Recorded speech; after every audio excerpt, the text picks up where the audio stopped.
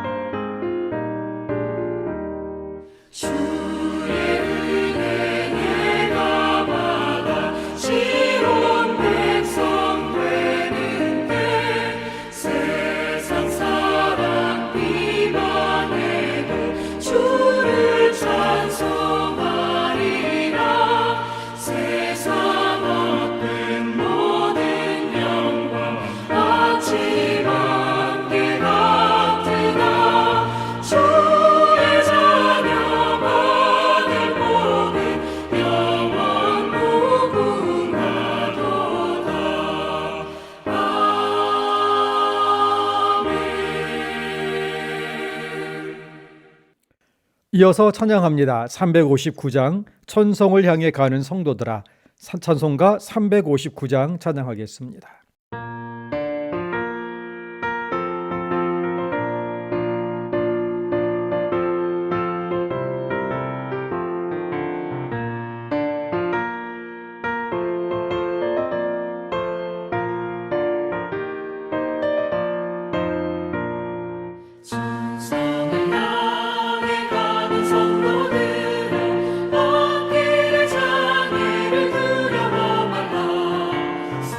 성령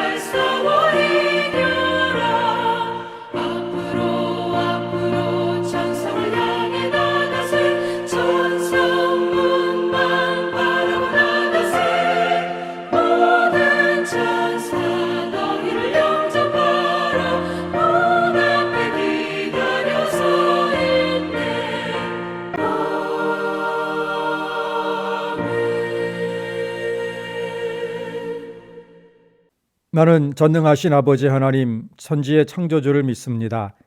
나는 그의 유일하신 아들 우리 주 예수 그리스도를 믿습니다. 그는 성령으로 잉태되어 동정녀 마리아에게서 나시고 본디오 빌라도에게 고난을 받아 십자가에 못 박혀 죽으시고 장사된 지 사흘 만에 죽은 자 가운데서 다시 살아나셨으며 하늘에 오르시어 전능하신 아버지 하나님 우편에 앉아 계시다가 거기로부터 살아있는 자와 죽은 자를 심판하러 오십니다. 나는 성령을 믿으며 거룩한 공교회와 성도의 교제와 죄를 용서받는 것과 몸의 부활과 영생을 믿습니다. 아멘. 오늘 우리에게 주시는 하나님의 말씀은 느헤미야 6장 10절부터 14절까지의 말씀입니다. 거룩하신 하나님의 말씀 받들어 읽겠습니다. 이후에 무헤다벨의 손자 들라야의 아들 스마야가 두문불출하기로 내가 그 집에 가니 그가 이르기를 그들이 너를 죽이러 올 터이니 우리가 하나님의 전으로 가서 외소 안에 머물고 그 문을 닫자 저들이 반드시 밤에 와서 너를 죽이리라 하기로 내가 이르기를 나 같은 자가 어찌 도망하며 나 같은 몸이면 누가 외소에 들어가서 생명을 보존하겠느냐 나는 들어가지 않겠노라 하고 깨달은즉 그는 하나님께서 보내신 바가 아니라 도비아와 산발랏에게 뇌물을 받고 내게 이런 예언을 함이라. 그들이 뇌물을 준 까닭은 나를 두렵게 하고 이렇게 함으로 범죄하게 하고 악한 말을 지어 나를 비방하려 함이었느니라. 내 하나님이여 도비아와 산발랏과 여선지 노아디아와 그 남은 선지자들 곧 나를 두렵게 하고자 한 자들의 소행을 기억하옵소서 하였노라. 아멘. 다 같이 2021년도 홍해작전 기도 카드를 보시고 주제를 두 번 함께 외치겠습니다. 주여 우리를 반석 위에 세우소서. 주여 우리를 반석 위에 세우소서. 홍해작전 공동기도문으로 함께 우리의 소원을 하나님께 아뢰겠습니다. 처음이요 마지막이 되시며 세세토록 살아계셔 사망과 음부의 열쇠를 지니신 전능하신 하나님께 이 시간 마음과 뜻과 정성을 다해 기도하오니 첫째, 환난의 때에 서울교회를 초막 속에 비밀히 지키시고 장막 은밀한 곳에 숨기시며 높은 바위 위에 두시는 주님. 둘째, 처음이요 마지막이요 죽었다가 부활하신 주님.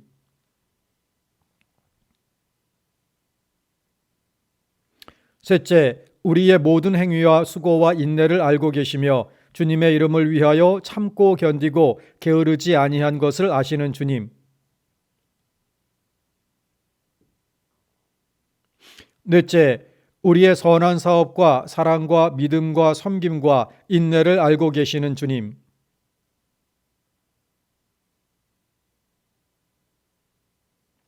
다섯째, 다윗의 열쇠를 가지시니 곧 열면 닫을 사람이 없고 닫으면 열 사람이 없는 주님.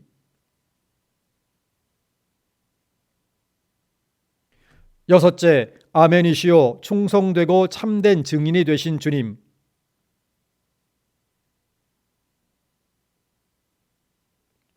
주 예수 그리스도의 이름으로 기도드립니다. 아멘.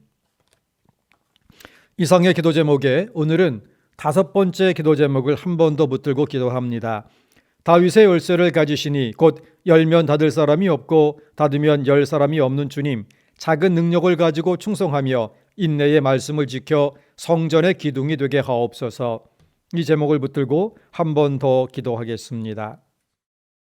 그리고 서울교회 온전한 회복을 위하여서 나라와 민족을 위하여서 우리 함께 한 목소리를 합심하여 기도하겠습니다.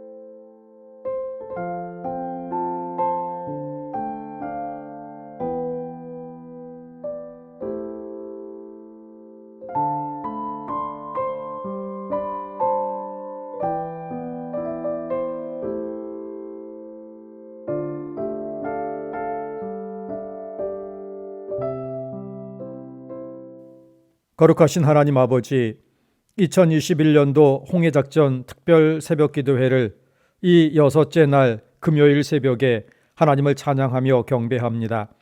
비록 대면으로 모이지 못하고 영상을 통해 각 장막에서 예배드리오나 마음과 뜻과 정성 다하여 올리오니 임재하시며 받아주시옵소서.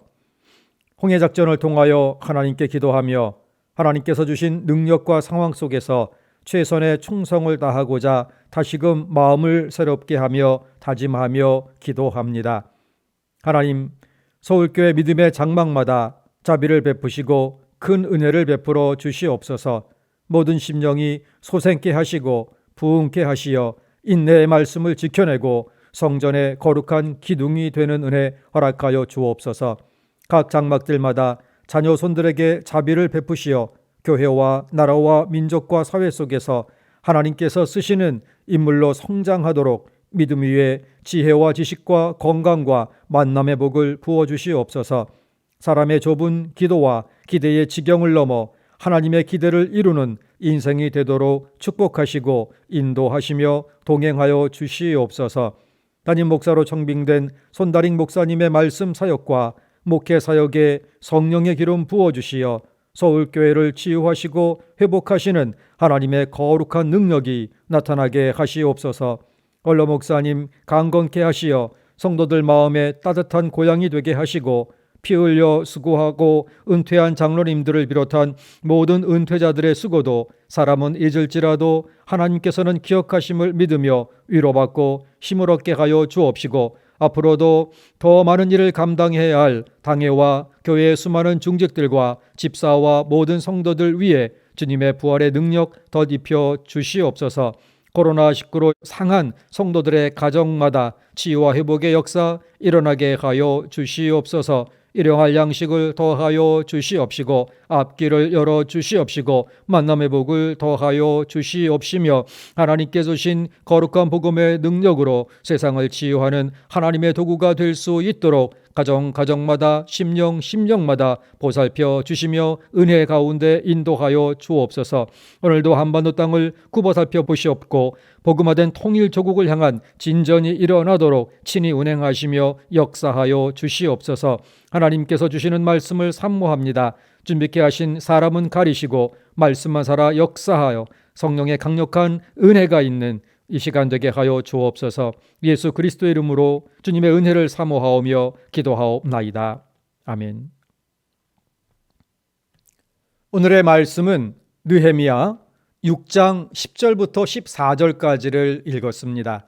그러나 실제로는 느헤미야 4장부터 6장 전체를 말씀의 본문으로 삼고 있습니다.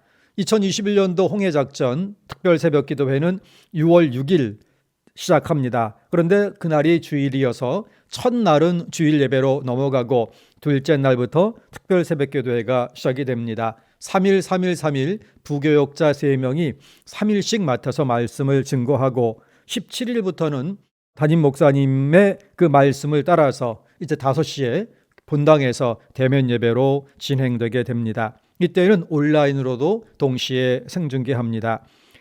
이제 9일 동안 부교역자가 담당하는 9일 동안의 말씀은 느헤미야서를 통하여서 리더십을 주제로 말씀이 선포됩니다.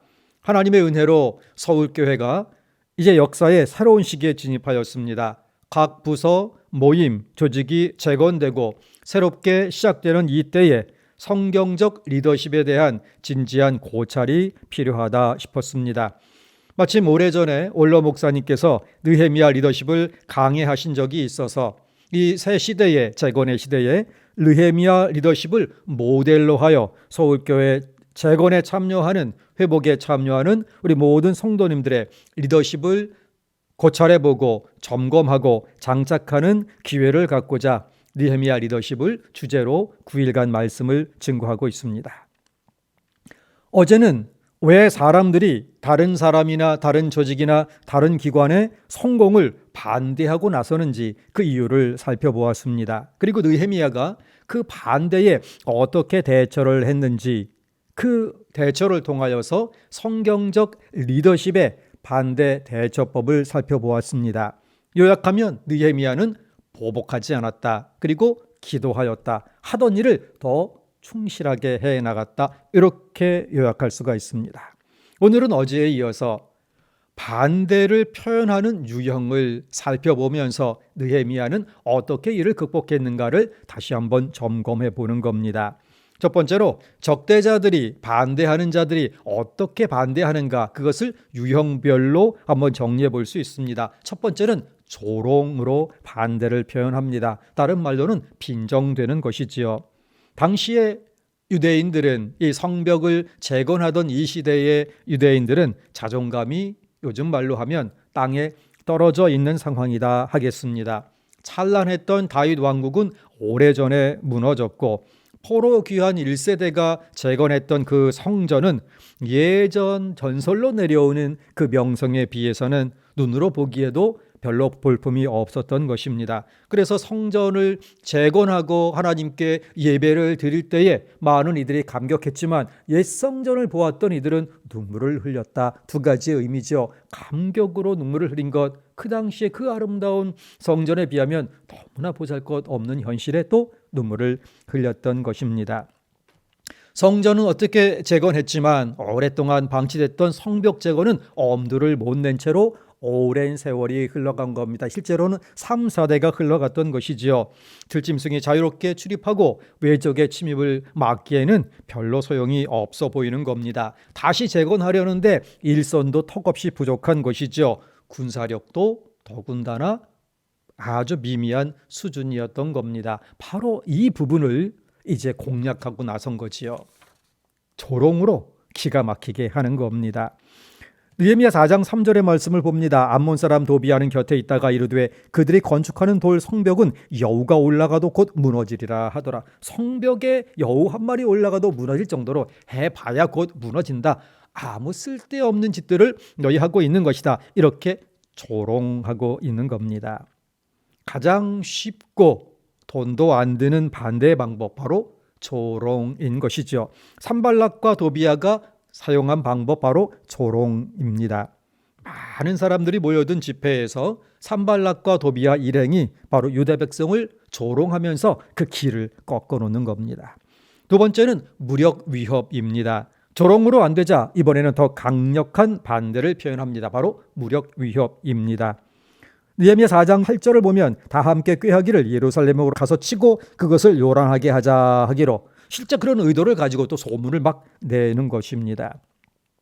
성전 재건의 대역사에 참여하는 유대인들은 매우 피곤하고 지쳐 있었죠. 이때에 무력으로 위협하는 것은 굉장히 효과적이었습니다. 산발랏 도비아 세력은 아주 강력하고 군대도 꽤 많고 무기도 잘 갖추어져 있었죠. 그에 비해서 유대인들은 조금 아까 그 요약 설명한 것처럼 맞설 만한 그다지 그런 적절한 상황이 안 되었던 겁니다. 그래서 무력 위협은 기대 이상의 효과를 거두었습니다. 그 반응을 볼까요? 4장 12절입니다. 그 원수들의 근처에 거주하는 유다 사람들도 그 각처에서 와서 10번이나 우리에게 말하기를 너희가 우리에게로 와야 하리라 하기로, 여기저기서 도와달라고 원조 요청을 하는 겁니다. 아우성인 것이죠. 느헤미야의 그 리더십이 없었다면 아마 이 모든 일이 중단되었을 것입니다. 느헤미야는 기도했습니다. 기도의 사람이니까요. 그 기도가 그를 흔들리지 않게 붙들어 주었고 유다 백성을 붙들어 주었던 겁니다. 하나님께서 동행하신다는 확신이, 이것이 하나님의 일이라는 사명감과 이 일을 위해서 부르셨다는 소명감이 그를 단단히 지탱해 주었던 겁니다. 느헤미야는 백성들이 언제라도 공격에 맞서 싸울 수 있도록 그렇게 방비를 하며 무장을 하는 가운데 공사를 강행하였던 것을 볼 수 있습니다. 이 두 가지가 외부로부터 오는 반대자들의 반대였다면 5장으로 넘어가 보면 내 안에서 이 거룩한 성역을 반대하는 일이 일어나는데, 그것은 사람의 말이 아니고 그 상황이 반대로 위협으로 다가오는 겁니다. 5장을 한마디로 말하면 빈부격차의 심화로 인한 사회 분열이다, 공동체의 분열이다 하겠습니다. 더 요약해서 말하면 내부 분열이 외부의 반대보다 더 심각한 반대였다 하는 겁니다. 외부의 위협은 기도와 일치 단결로 막아낼 수 있었는데 내부의 문제는 아주 어려운 문제였습니다. 교회사를 보게 되면 교회에 대한 아주 강력한 반대, 혹독한 반대는 교회를 무너뜨리려는 세속 정권이나 불신자들, 무신론자들보다는 그들은 힘이 세봤자 아주 짧은 기간 동안 박해를 하였기에 로마 제국이 그렇지 않습니까? 그토록 교회를 박해하였지만 그 로마의 황제들은 죽은 것이고 로마 제국마저 기독교에 굴복하였던 것을 역사가 보여주고 있습니다. 그러나 기독교 내부에 있는 반대가 복음에 더 방해가 되는 것이지요. 오늘날에도 기독교 복음 전도에 방해가 되는 이들은 기독교를 앞세우고 십자가를 높이 들고 성경을 높이 쳐들고 그리고는 성경과 전혀 다른 주님의 가르침과 전혀 다른 말과 행동을 하는 사람들인 겁니다. 느헤미야 5장을 보게 되면 성벽을 재건하고 경건한 예배 공동체를 회복하려는 이 느헤미야 프로젝트에 대한 진정한 방해물은 외부의 불순 세력이나 외부의 공격이 아니라 유대 사회 내부의 빈부격차가 극심해지고 있다는 문제였습니다. 느헤미야 당시에 이제 부유한 사람들이 가난한 자기 동족을 착취하고 무일푼의 노예 신세로 전락시키는 겁니다. 그래서 느헤미야 5장 2절을 보게 되면 곡식이 다 떨어져 가는 사람들이 있습니다. 3절을 보면 전답을 다 저당 잡혀서 농사마저 지을 수 없게 되는 것이고 4절은 세금조차 낼 수 없는 거죠. 세금을 낼 수 없게 되면 이제 유랑하게 되고 팔려가고 하게 되는 겁니다. 그래서 아들, 딸을 노예로 팔 수밖에 없는 사람들이 생겨나는 겁니다. 그럼에도 눈을 감고 그 가운데 더욱더 자기 치부를 위해서 이제 혈안이 되어 있는 사람들이 있었다. 느헤미야는 이 현실에 극심하게 분노하였던 겁니다. 그리고 이 문제의 해결을 위해서 즉각 그러나 지혜롭게 나섰죠. 느헤미야는 먼저 자기 이익만을 추구하면서 이 빈부격차를 심화시키고 있는 사회 상류층들을 만나 문제 해결을 시도합니다. 그러나 전혀 먹히지 않자 성벽 쌓는 작업을 중단시키고 백성들을 대회로 소집한 겁니다. 5장 7절 보겠습니다. 깊이 생각하고 귀족들과 민장들을 꾸짖어 그들에게 이르기를 너희가 각기 형제에게 높은 이자를 취하는도다 하고 대회를 열고 그들을 쳐서 그들을 쳤다. 그들의 잘못을 낱낱이 많은 사람들 앞에서 열거하는 겁니다. 성벽 안에 자기 동족을 착취하는 이들이 있고 부익부 빈익빈 격차가 점점 더 심해지고 이게 구조화되어서 가난에서는 벗어날 수 없고 있는 자들은 점점 더 배를 불려간다면 성벽을 재건한들 그 성벽 재건의 유익은 특정한 계층에게만 돌아가고 나머지는 더욱더 도탄에 빠져가는 겁니다. 세계 역사들을 보게 되면 나라가 도탄에 빠지고 빈부격차가 늘어나 해결 가능성이 안 보일 때 백성들은 자기의 정부보다 외부에서 침입한 외국 군대를 해방군으로 여기며 환영하는 일들이 있었음을 볼 수가 있습니다. 성벽 안에서 이 백성을 착취하는 일과 끊임없이 착취당하여서 계속해서 노예로 전락해가는 사람들이 계속 양산된다면 성벽을 재건한들 무슨 유익을 기대하며 무슨 사회의 소망을 기대할 수 있겠는가? 이것이 바로 느헤미야의 고민점이었습니다. 느헤미야의 시도는 결국 성공합니다. 먼저 귀인들을 만났을 때, 즉 상류층들을 만났을 때 뻣뻣한 반대에 부딪혔지요. 그러나 대회를 열고 회개를 촉구합니다. 그러자 이렇게 반응합니다. 느헤미야 5장 12절의 말씀입니다. 그들이 말하기를 우리가 당신의 말씀대로 행하여 돌려보내고 그들에게서 아무것도 요구하지 아니하리이다 하기로 내가 제사장들을 불러 그들에게 그 말대로 행하겠다고 맹세하게 하고 다 요구를 다 받아들이고 그대로 하겠다고 말하니까 아예 하나님 앞에서 맹세하게끔 제사장들 앞에서 이렇게 확증을 하게끔 맹세하게 시키는 겁니다. 이 대답을 그냥 끌어낸 게 아니죠. 느헤미야가 먼저 솔선수범한 것입니다. 그는 총독에게 보장된 세금 징수권, 유복하고 안정된 그 특권을 다 포기하였던 겁니다. 오히려 자신의 넉넉한 것을 가난한 사람들의 식량으로 나누어 주었고 빌려준 것이 있다면 절대로 거기에서 백성들을 힘들게 하는 이자를 받지 않겠다라고 선언하죠. 그리고 나를 따르라 선언하였던 겁니다. 이것이 느헤미야 리더십의 아주 귀중한 모습이죠. 어떻게 이럴 수 있었을까요?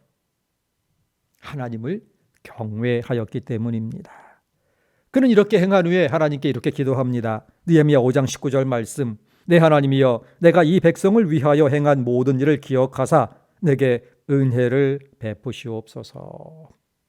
이것을 순환적인 기도라고 하죠. 하나님의 은혜에 감사하며 그 은혜 받은 대로 다 행하고, 그리고 나서 하나님 제가 행한 일을 보시고 또 제게 은혜를 베풀어 주시옵소서. 우리의 기도도 이렇게 순환적인 기도가 되면 좋겠습니다. 자기만 잘 살게 해달라고, 잘 먹고 잘 살게 해달라고, 자기가 관련된 일들만 잘 되게 해달라고 복을 비는 단지 기복적 신앙에 머물지 않고, 하나님을 자신의 복을 얻기 위한 도구로 전락시키지 않고, 나를 십자가 구속의 은혜로 구원하여 주셨으니 그 은혜를 갚고 그 은혜를 다른 사람들에게 나누고, 그리고 하나님 제가 행한 것을 보시고 또 은혜를 주옵소서 기도할 수 있다면 하나님께서 더 크게 베풀어 주십니다. 이제 또 살펴볼 그 반대의 유형들이 있습니다. 이제는 느헤미야 개인을 목표로 아주 집요하게, 치밀하게, 교활하게 느헤미야의 리더십을 무너뜨리려는 공작입니다. 그래서 그 유형 네 번째는 음모를 꾸며서 반대하는 겁니다. 모사를 꾸며서 반대하는 거죠. 느헤미야 6장 2절입니다. 산발락과 게셈이 내게 사람을 보내어 이르기를 오라 우리가 오노 평지 한 촌에서 서로 만나자 하니 실상은 나를 해하고자 함이었더라. 이때는 성벽이 거의 마무리된 상태입니다. 완성은 아니고 마무리 단계에 있는 거지요. 자, 이제 그 정도 했으면 됐으니 우리 화해합시다. 손길을 내미는 모습입니다. 대화 좋지 않겠습니까? 그러나 대화도 상대가 있는 겁니다. 모사꾼들이 모여서 음모를 꾸며놓고 우리 대화합시다 불러내고 그곳에 오면 암살하려고 했던 겁니다. 느헤미야는 이 음모를 간파하고 초청을 거절합니다. 3절 말씀. 내가 곧 그들에게 사자들을 보내어 이르기를 내가 이제 큰 역사를 하니 내려가지 못하겠노라. 어찌하여 역사를 중지하게 하고 너희에게로 내려가겠느냐 하매, 느헤미야는 그들의 감정을 상하게 하지 않으려고 너무 바빠서 거기까지 갔다 오려면 한 사흘 정도 걸리는데 도저히 시간을 낼 수 없다 이렇게 하며 거절을 합니다. 그들의 음모 그 간계를 알아차렸지만 불필요하게 자극하거나 비난하는 것은 삼가는 것이지요. 다섯 번째입니다. 모함을 통한 반대입니다. 유언비어를 조작하는 것이죠. 정말 지긋지긋하게 당하지 않았습니까? 산발랏은 느헤미야가 자기들의 음모에 걸려들지 않자 이번에는 유언비어를 조작해서 모함하는 겁니다. 느헤미야 6장 7절 말씀. 또 내가 선지자를 세워 예루살렘에서 너를 들어 선전하기를 유다의 왕이 있다 하게 하였으니 지금 이 말이 왕에게 들릴지라. 그런즉 너는 이제 오라 함께 의논하자 하는 겁니다. 느헤미야가 왕이 되려 한다, 아니 왕이 되었다, 이런 소문을 자기들이 퍼뜨려 놓고 이 소문을 해결하자고 만나자고 제안하는 겁니다. 이 소문을 내는 것만으로도 느헤미야의 리더십은 벌써 상처를 받는 거죠. 느헤미야를 이러지도 저러지도 못하는 궁지로 몰아넣는 겁니다. 느헤미야가 이 만남을, 이 제안을 거절한다면 이 소문을 인정하는 셈이 되는 거죠. 그래서 만나러 간다면 산발랏은 그 여정을 통하여 그를 암살할 기회를 갖게 되는 겁니다.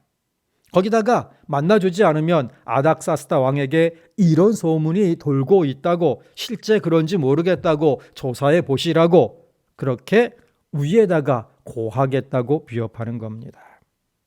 이런 난관에 처한 느헤미야, 그는 마음에 거리낌이 없었습니다. 왜요? 실제로 그렇게 행한 적도 없고 그럴 마음도 없었기 때문에. 그래서 아주 단호하게 행동하였던 겁니다. 어떻게 하느냐면 즉시 회신을 보내는 겁니다. 느헤미야 6장 8절 말씀, 내가 사람을 보내어 그에게 이르기를 내가 말한 바 이런 일은 없는 일이요 내 마음에서 지어낸 것이라 하는 겁니다. 잘못된 소문을, 유언비어를 처리하는 원칙 즉시 부인하라, 명확하게 부인하라 하는 겁니다. 부인하는 것을 넘어서서 더 중요한 일을 했지요. 6장 9절 하반절 말씀, 이제 내 손을 힘있게 하옵소서. 역시 기도하였던 겁니다. 느헤미야는 그의 내적인 마음의 거리낌이 없고 어떠한 모함에도, 유언비어에도, 어떠한 음모에도 당당하게 하나님께서 주신 그 소명의 길을 향하여 어떻게 걸어갈 그 내면의 저력을 확보할 수 있었는가? 그것은 바로 기도를 통하여 하나님과 밀접한 관계를 맺었기 때문입니다. 우리의 능력은 기도로부터 나오고 말씀으로부터 나오는 겁니다. 하나님과의 관계가 끈끈할 때 세상 어떠한 교활한 반대도 길을 막을 수 없는 것이지요. 마지막 그 반대 유형은 협박입니다. 하다 안 되니 이제는 너 그대로 있으면 죽인다, 혹은 죽는다, 죽을지도 모른다, 이렇게 협박하는 겁니다. 오늘 본문입니다. 느헤미야에게 암살 위협이 있다고 협박하고 그 암살을 피할 계책을 제안하는 겁니다. 그런데 그 계책이 사실은 상대방이 짜놓은 함정인 것이죠. 6장 10절 말씀 읽습니다.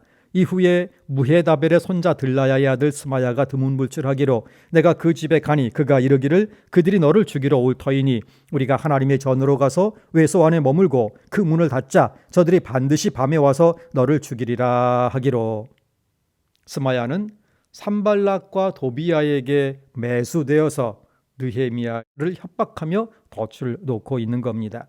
느헤미야는 제사장이 아니죠. 총독입니다. 정치가입니다. 행정가이죠. 그래서 성전 안쪽에 들어갈 수가 없습니다. 제사장만 들어갈 수 있는 것이지요. 다윗 왕국 시절에 우시야 왕조차도 이 규례를 어겼다가 하나님께 즉시 치리를 받아서 나병을 얻어서 그렇게 고생을 했죠. 나병에 걸린 것도 사실은 봐주신 겁니다.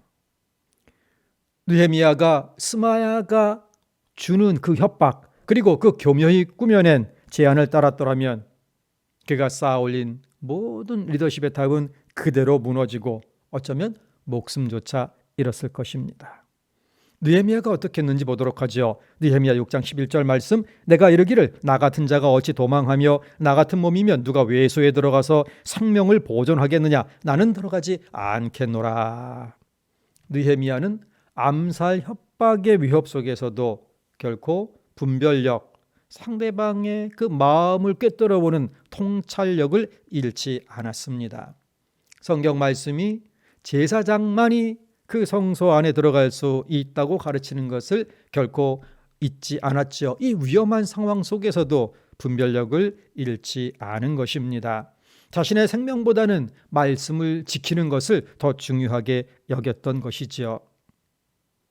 느헤미야가 율법을 범하면서도 목숨을 지키려 하였다면 그는 목숨을 잃었을 것입니다. 느헤미야는 율법의 가르침을 지킴으로써 오히려 목숨을 지킬 수 있었던 겁니다. 그러므로 우리에게는 우리의 유익이냐 하나님의 뜻이냐, 우리의 생명이냐 하나님의 말씀이냐, 선택의 길에 놓일 때 우리의 유익을 찾으면 잃을 것이요, 우리의 목숨을 찾으면 잃을 것이요, 하나님의 뜻, 하나님의 말씀을 선택할 때에 우리는 우리가 포기했던 모든 것을 하나님으로부터 받을 수 있게 되는 것입니다. 이제 말씀을 맺으며 느헤미야 리더십 성공의 비결을 세 가지로 압축해서 봅니다. 첫 번째, 느헤미야는 기도하며 하나님과 동행하였던 겁니다.